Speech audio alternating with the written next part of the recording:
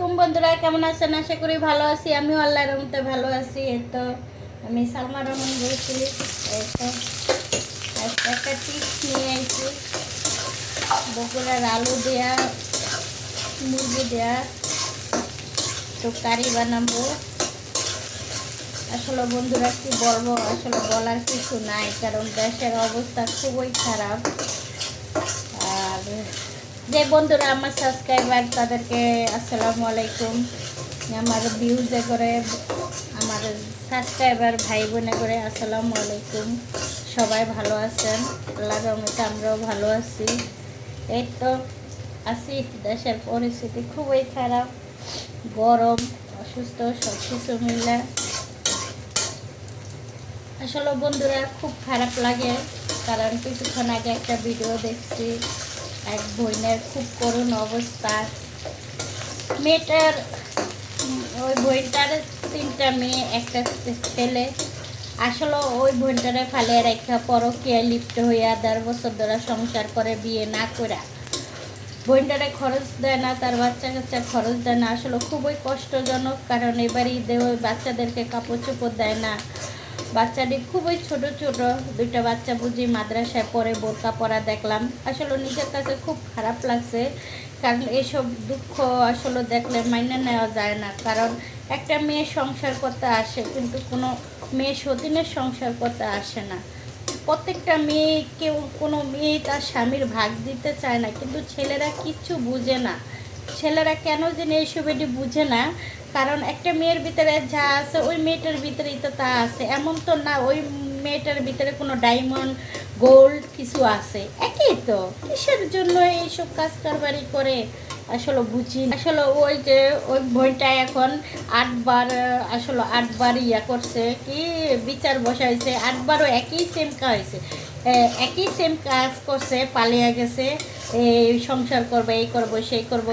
লাস্টে এখন দেখলাম কি ওই বোনটা ধৈর্য আইন না, এখন পুলিশের কাছে দিবে। মানে এখন সে এখন নিজের বাচ্চাদের চিন্তাও করে না। বলে কি আমার বাচ্চাদের দিয়ে আমি কি করব, আমি একে একে কতবার আনছি, তাকে ফিরাইতে পারি না। এখন তার সে থাকাচ্ছে না থাকা ভালো। আসলে এটা একটা কখনো একটা মেয়ে করে, মেয়েটা যখন খুব কষ্ট পায়, নিজের স্বামীকে আসলে অন্য নারীদের সাথে দেখা যায় না। আসলে কোনো মেয়ে কোনো স্বামী কোনো মহিলাদের সাথে আসলে মিলানো যায় না। আসলে খুব দুঃখজনক। আসলে কি বলবো, দেশটা আসলে কোথায় গেছে এখন বুঝতেছি।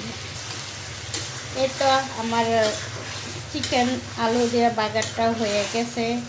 এখন এখন নতুন আইন বাইরেছে, 470 ধারা। যেই মেয়ে বিয়ে বসবো, যেই ছেলে বিয়ে করব, বউ থাইকা না বলার কথা বললা, দুজনের নামে এখন কেস করতে পারবো। এখন আইন এখন খুব সহজ হয়ে গেছে। এখন আর ওই দিন নাই, এখন দিন পাল্টাইছে। এখন ছেলেরা আসলে কিছু কিছু বলদ মেয়েরার কারণে এ অবস্থা। এখন নেট দুনিয়ায়, সোশ্যাল মিডিয়ায় এখন আসলে সেই দিন নাই। এখন চুপ করে মার খাওয়ার দিন নাই। এখন সবাই আসলে ওই ওই বোনটার করুণ অবস্থা দেখে নিজের কাছেই খুব খারাপ লাগছে। কারণ কেন এইসব এটি করে? একটা মেয়ে সংসার করতে আসে, এত ভালোবাসা তুইয়া সে কি লাভ পরো কি আর। তারপরেও ওই ওই মহিলাটা ওনার স্বামীকেও ডিভোর্স দেয় না, ওই ঘরেও 2টা বাচ্চা আছে, ওই স্বামীকেও হ্যান্ডেল করে, এ পরকীয়া লোকটারও হ্যান্ডেল করে। লোকটা মাছ বিক্রি খেতা, আসলে লোকটা মাছ বেছে। এখন মেয়েদেরকে জিজ্ঞেস করছে তোমাদেরকে খাবার খাবার দাবার দেয়, কাপড় চোপড় দেয়, বলে দেয় না। কারণ বাবা বলতেছে তোমাদেরকে এখন দেই না, আগে দিচ্ছি না। আসলে বাচ্চাদেরকে সামনে যেটা হবে সেটার কথাই বলবে, বাচ্চারা পিছনে কোনো কথা বলবে না।